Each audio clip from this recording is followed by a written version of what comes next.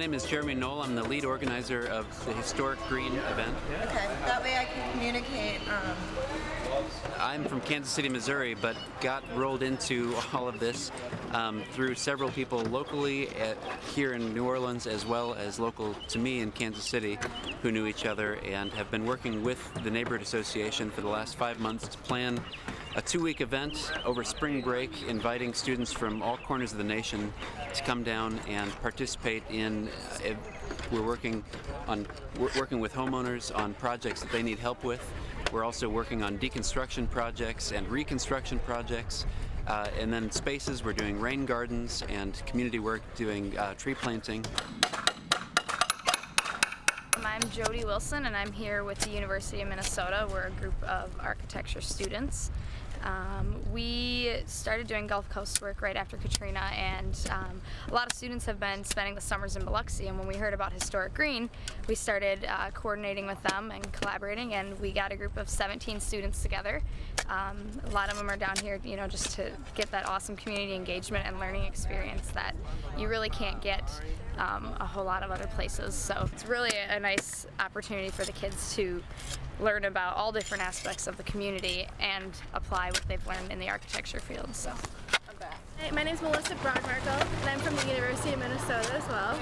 We're constructing a rain garden. Right now we're just taking out all the weeds and getting it to good planting soils. We'll have 2 of you start at this point and work down, and then 2 more start about midway and start working the other direction so you're not in your way.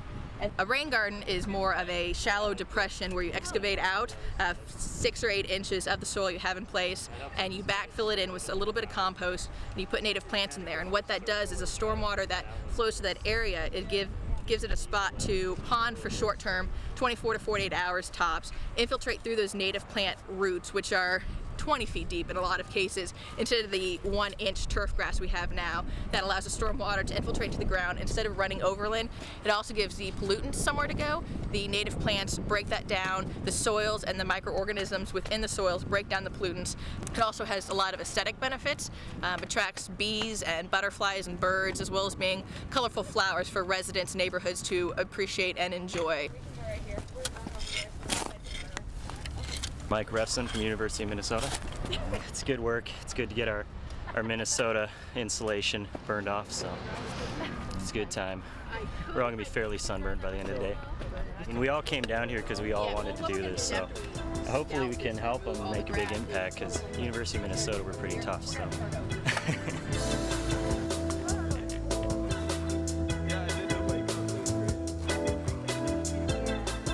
My name's Krista Cheap. I'm with the University of Minnesota. We're also here with the University of Arizona. We're both working on this house for a homeowner, and basically what we'll be doing here is scraping off all the paint and making this house look brand new with a new coat of paint, hopefully.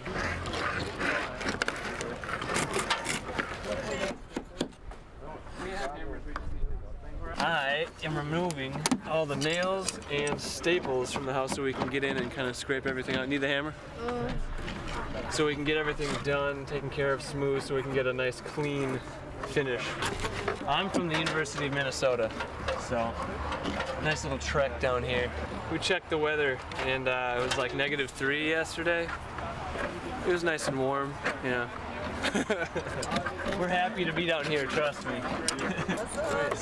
Basically, we're trying to do demonstration projects for showing how to rebuild green, so everyone in this community can do that. With all the construction waste that's going on, a lot of rebuilding and renovation, we're trying to reuse as much as possible and show people what can be done.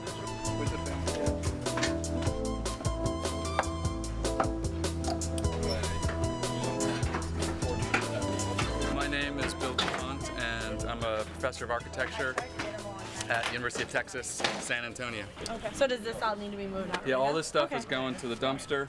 You need gloves, you need that. You got hard hats or no? No. Okay. All right, if you don't have hard hats, then stay away from. This is a Preservation Resource Center project site, and we've got volunteers trying to deconstruct just this back shed. This building's going to be salvaged and reused, but just this one little shed on the back has got to come off because it's too far gone to be saved. And then as we're doing it, we're trying to deconstruct it properly so that we separate materials, and we're putting the sheet metal in one pile so that it can be recycled, and the trash wood in another pile. And any good pieces of wood that can be reused on this project, we're going to clean them off and denail them and stack them and put them back in the building so that as the project goes forward, those pieces can be reused. They've cleaned and are saving as much of the historic barge board as possible. I think these are close to 120 years old. This is one of the worst off projects that we're working with, but we have been also working with several other stages of projects, including completely restored shotguns like this one.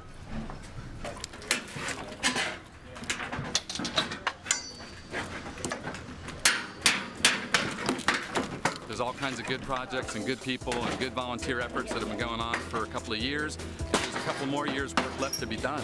It's just amazing the scope of work that's still here. And so, you know, we're going to be doing this again next year and the year after.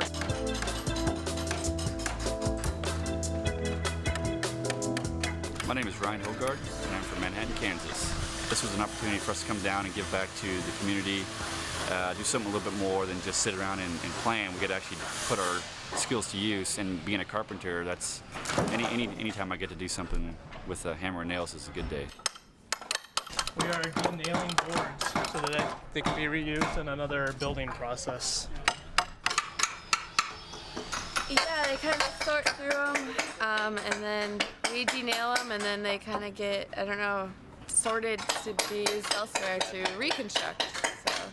So yeah, it's a process, but it's fun. We're from the University of Kansas. We're architecture students. Well, being architecture students, we're really interested in rebuilding New Orleans, and so we are giving up our spring break to come here and help out any way we can.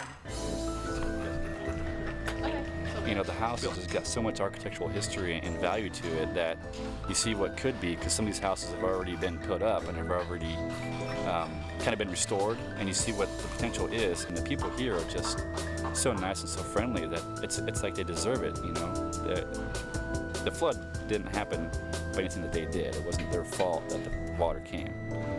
So we're here to try to help them utilize as much resources as possible.